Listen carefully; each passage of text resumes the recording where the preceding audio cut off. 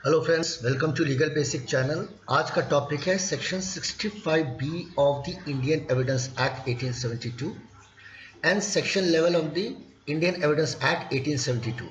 आप सोचोगे ये दोनों सेक्शंस अलग अलग हैं। नहीं, ये सेक्शंस को मैंने क्लब किया है और ये बहुत इंटरेस्टिंग सब्जेक्ट है, ज़्यादा टॉपिक है। आप प्लीज़ इस वीडियो को देखिएगा, आपको तब समझ में आएगा कि मैंने सेक्शन 65B और section 11 of the Indian evidence act को क्यों क्लब किया है। ठीक है, चलते हैं स्लाइड पे। सबसे पहले हम लोग पढ़ते हैं कि डेफिनेशन क्या है section 65B of the Indian evidence act. And friends, ये सेक्शन एक ऐसा है जो हम सबके लिए बहुत इंपॉर्टेंट है। वो कैसे है वो मैं आपको अभी समझाता हूँ। पहले इसका डेफिनेशन हम पढ़ लेते हैं। Notwithstanding anything contained in this act, any information contained in an electronic record which is printed on a paper stored, recorded or copied in optical or magnetic media produced by a computer। माने एक ऐसी information आपके phone पे है या आपके desktop में है या आपके लैपटॉप में है या आपके जो भी नोटबुक में है, कुछ ऐसा इलेक्ट्रॉनिक रिकॉर्ड। इलेक्ट्रॉनिक रिकॉर्ड का क्या मतलब होता है?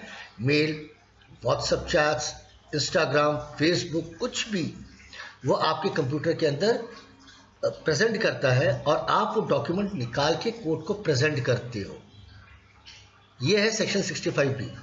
ठीक है, अभी मैं आपको समझाऊंगा, इसको एग्जाम्पल से समझाता हूँ मैं आपको। आप प्लीज़ ये स्लाइड को देखिएगा ध्यान से। मान लीजिए एक आदमी ने एक दूसरे आदमी को व्हाट्सएप किया, कुछ भी किया, और उस पर केस चल रहा है। वो व्हाट्सएप में जो उन्होंने इंफॉर्मेशन शेयर करी है वो एक तरह का इलेक्ट्रॉनिक रिकॉर्ड है, और इलेक्ट्रॉनिक रिकॉर्ड है तो वो एक तरह का ये एविडेंस है। तो आप कोर्ट में क्या करोगे? आपका मतलब, आप प्लीज़ पर्सनल मत हो जाइएगा, मैं एग्जाम्पल से बता रहा हूँ। फिर आप क्या करोगे? आप उसका स्क्रीनशॉट लेते हो, उसका प्रिंट आउट लेते हो और आप कोर्ट पे प्रेजेंट करते हो कि सर ये जो जिन्होंने मेरे पे केस डाला है या मैंने जिन पे केस डाला है, देखिए ये एविडेंस साफ दिखाता है कि इन्होंने व्हाट्सएप पे ये कही है कि हाँ ये चीज़ मेरे पास रखी हुई है। अब ये कह रहे हैं कि नहीं मेरे पास तो नहीं है। तो व्हाट्सएप अपने आप में एक एविडेंस है जो आपने कोर्ट में एक उसका प्रिंट आउट दिया है। उसी तरह से आजकल के ज़माने में तो व्हाट्सएप, मेल, फेसबुक चैट्स, ये सब तो बहुत चला हुआ है। अब सारे एविडेंसेस इसी में। अब मान लीजिए आपने किसी को मेल करी और आपने कहा कि मेरे को आपका इतना आउटस्टैंडिंग बाकी है पैसा, आप मेरे को क्यों नहीं दे रहे हो, और आपने तो मुझे वर्क ऑर्डर भी दिया था। ये तो मेल में डॉक्यूमेंट है, आपने कोर्ट में वो प्रिंट आउट निकाल के कोर्ट में दे दिया। आपने निकाल के कोर्ट में प्रिंट आउट दे दिया। तीसरी चीज़, फेसबुक में किसी तरह से चैट हुई है या इंस्टा में हुई है या किसी तरह से भी सोशल मीडिया प्लेटफॉर्म पे चैट्स हुई है, उसका प्रिंट आउट भी निकाल के कोर्ट पे दे दिया। लेकिन कोर्ट इन एविडेंस को क्यों मानेगी? क्या प्रूफ है कि ये जो एविडेंस आप दे रहे हो बिल्कुल जेन्युइन है? क्योंकि एडिटिंग का ज़माना तो आजकल बहुत अच्छा से चला हुआ है। वो हम सोशल मीडिया में देखते ही हैं कि एक वीडियो को दूसरे वीडियो से कैसे क्लब कर दिया, वॉइस ओवर कैसे दे दिया। तो ऐसे केस में आपको सेक्शन 65B का सर्टिफिकेट लगाना होगा। एक तरह का वो एफिडेविट होता है, उसको हम सर्टिफिकेट कहते हैं। उस एफिडेविट के अंदर साफ मेंशन होगा कि ये जो भी आपने इलेक्ट्रॉनिक रिकॉर्ड पेश किया है कोर्ट के अंदर, ये विदाउट एनी टेम्परिंग है, विदाउट मैंने एडिटिंग जमा किया है। और अगर उसमें किसी तरह की फ्रॉजरी पाई जाती है तो आप फिर सेक्शन 198 ऑफ द IPC के अंदर आप दोषी ठहराए जाएंगे। ये बहुत इंपॉर्टेंट टॉपिक है फ्रेंड्स। आप आज की डेट पे व्हाट्सएप, फेसबुक, इंस्टा, ईमेल्स, किसी तरह का भी आजकल सब कुछ फ़ोन पे है, सब कुछ ईमेल्स पे है, हर तरह का इलेक्ट्रॉनिक मीडिया पे है। अब कोई वर्बली बोले नहीं, वर्बली बोला, वर्बली की तो कोई वैल्यू नहीं है ना। तो बेहतर ये होगा कि आप उसको जब आप प्रिंट आउट दोगे तो साथ में आपको सेक्शन 65B का सर्टिफिकेट भी लगाना पड़ेगा, तभी कोर्ट इस बात को मानेगी, एविडेंस तभी लेगी, वरना आपके ओरल एविडेंस पे चीज़ नहीं चलेगी। आप कोई भी इलेक्ट्रॉनिक रिकॉर्ड का अगर आइटम्स देते हो तो कोर्ट में आपको 65B का सर्टिफिकेट देना होगा। ठीक है, मैं आपको इसको दूसरा एग्जांपल से समझाता हूँ, देखिएगा। ये देखिए, अब फर्स्ट वाला स्लाइड देख रहे होगे, एक आदमी कैमरा लेके वीडियो बना रहा है। आपने देखा होगा आजकल कुछ भी होता है वो वीडियो आदमी बनाता है, ठीक है, और हम उसको सोशल मीडिया में देखते हैं और अपने कमेंट्स भी पास करते हैं। लेकिन बहुत टाइम ऐसा होता है कि बाद में पता चलता है वो वीडियो फेक है। सुना होगा आपने। और दूसरे में देखा होगा कि अपनी एक लेडी है वो किसी से बातचीत कर रही है, यानी वॉइस कॉल कर रही है। तो जो वीडियो बनाया उसने रिकॉर्ड किया, जो वॉइस चैट कर रही है वो लेडी किसी से, उसने भी उसका रिकॉर्ड कर रखा है। और जब कोर्ट में एविडेंस देने की बारी आती है वो तभी पॉसिबल होगा जो नीचे लिखा हुआ है कि all the video recording as well as the audio are admissible only till extent if an 65B evidence certificate is taken, otherwise it is not admissible. जब तक आप 65B का सर्टिफिकेट आप नहीं दोगे कोर्ट के अंदर, ये एविडेंसेस आपके ना एक्सेप्ट किया जाएगा ना किसी काम के होंगे। आप मेरी बात समझ रहे हो? किसी तरह का व्हाट्सएप चैट, किसी तरह का ईमेल, किसी तरह का वीडियो एविडेंसेस, किसी तरह का ऑडियो एविडेंसेस वो तभी एक्सेप्ट होगा जब 65B का आप सर्टिफिकेट दोगे, अदरवाइज वो एक्सेप्ट नहीं होगा। ये क्लियर हो गया आपको section 65B of the Indian evidence act? Clear हो गया? अब मैं आपको पढ़ा रहा हूँ section 11 of the Indian evidence act. ये बहुत ही अलग है, लेकिन मैं इसको इसके साथ क्लब करूंगा ताकि आपको समझ में आ जाएगा बहुत जल्दी।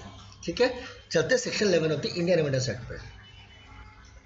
ये देखिए section 11 of the Indian evidence act क्या कहता है? इसको प्ली ऑफ अलीबी भी कहा जाता है। ठीक है, इसका मतलब क्या है अभी पढ़ते हैं। एलिबी एक लैटिन वर्ड है जिसका मतलब होता है एल्सवेयर। मतलब it is used when the accused takes the plea that when the occurrence took place he was elsewhere in such a situation the prosecution has to discharge the burden satisfactorily. मैं आपको example समझाता हूँ। देखिए left side में आप देख रहे होगे किसी इंसान का मर्डर हो गया जिसमें 6-7 लोग हैं, एग्जाम्पल है। उनमें से पुलिस ने एक ऐसे आदमी पे भी FIR कर दी जो कि उस दिन वो किसी जगह पे था, मान लीजिए दिल्ली में था। मर्डर हुआ मान लीजिए पटना में हुआ, एग्जाम्पल। और जिसपे पुलिस ने किसी को एक्यूज बनाया है, सॉरी वो दिल्ली में था। तो राइट हैंड साइड में देख रहे हो कि हवाई जहाज से दिल्ली में आया। तो उसको क्या करना पड़ेगा? उसको बेल एप्लीकेशन जब वो फाइल करेगा ना, तो उसको section 11 of the Indian evidence act के अंदर वो एप्लीकेशन लगानी होगी कि सर जिस दिन ये ऑफेंस हुआ है, जिस टाइम पे ये जो पुलिस बता रही है मैं उस समय दिल्ली में था, ये रहे बोर्डिंग पास, ये रहे होटल की बुकिंग्स, ये रहे ईमेल्स जो मैंने चेक इन किया है, ये मेरा सर वेब चेक इन, ये सब कुछ इलेक्ट्रॉनिक रिकॉर्ड के अंदर आता है। प्लीज अंडरस्टैंड, जब इलेक्ट्रॉनिक रिकॉर्ड की बारे में बात होती है तो इसका क्या मतलब होता है? आपको section 65B of the Indian evidence act का सर्टिफिकेट भी देना होगा।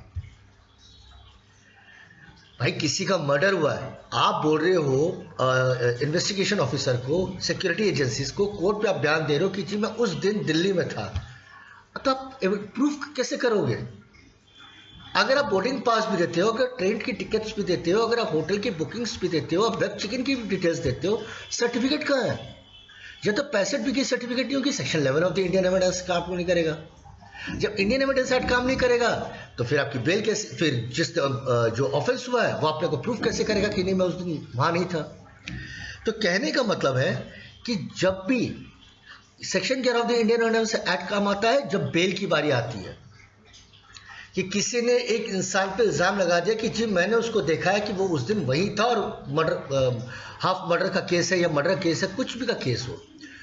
अब वो जो एक्यूज्ड है उसने वो ऑफेंस किया नहीं है, वो कोर्ट को कह रहा है कि सर जो टाइम और डेट आप बता रहे हो, जो प्लेस बता रहे हो, मैं उस दिन तो वहां था। तो वहां था तो फिर एविडेंस दो। एविडेंस में क्या होगा? इलेक्ट्रॉनिक चीजें होंगी। इलेक्ट्रॉनिक चीजें होंगी तो फिर क्या होगा? आपको 65B की एप्लीकेशन लगानी होगी। तो गाइस आप समझ गए मैंने सेक्शन 11 सेक्शन 65B को क्लब क्यों किया? किसी तरह का भी एविडेंस हो, चाहे वो सिविल केस हो चाहे क्रिमिनल केस हो, इलेक्ट्रॉनिक रिकॉर्ड अगर आप लगाते हो तो 65B की एप्लीकेशन लगानी पड़ेगी, अदरवाइज एविडेंस एडमिसिबल नहीं है। सेक्शन 11 क्या कहता है? बेल के बारे में कहता है। अगर जब वो ऑफेंस हुआ है और वो जो एक्यूज्ड है उस दिन वो कहीं और था, उसको अपने को प्रूफ करने के लिए जो इलेक्ट्रॉनिक रिकॉर्ड है उसको पेश करना होगा, और पेश करने के साथ साथ सेक्शन 65B की एप्लीकेशन लगानी होगी। याद रखिएगा, बेल एप्लीकेशन के अंदर भी या किसी समय भी अगर कोर्ट पाई जाती है कि आपने कोर्ट को झूठ बोला, मिसलीड किया है, तो आप पे सेक्शन 198 ऑफ द IPC या सेक्शन 193 ऑफ द IPC या सेक्शन 195 ऑफ द IPC के अंदर कार्रवाई हो सकती है। क्लियर है? आई एम श्योर गाइस ये वीडियो मैंने बड़ा शॉर्ट बनाया है, लेकिन मेरे ख्याल से वीडियो आपको समझ में आ गया होगा कि ये किस चीज़ के लिए वीडियो बनाई थी मैंने। ठीक है, थैंक। अच्छा गाइस, मैंने ना जो बेल के लिए जो मैंने वीडियो बनाया ना, उसका मैं डिस्क्रिप्शन में दे दूंगा डिटेल्स। आप प्लीज़ एक बार उस बेल को भी देख लीजिएगा, जो मैंने बेल का ऑफेंस पे जो कंडीशंस बनाई इस वीडियो को, एक बार आप उसको भी देख लीजिएगा। तब आपको ये जो मैंने वीडियो बनाया है सेक्शन 1165 सेक्शन 65 बी वो और क्लियर हो जाएगा। ठीक है, take care of your self, all the best. और कोई भी क्वेरी हो आप प्लीज़ कमेंट्स डाल के मुझसे पूछ सकते हो। Till then, good bye.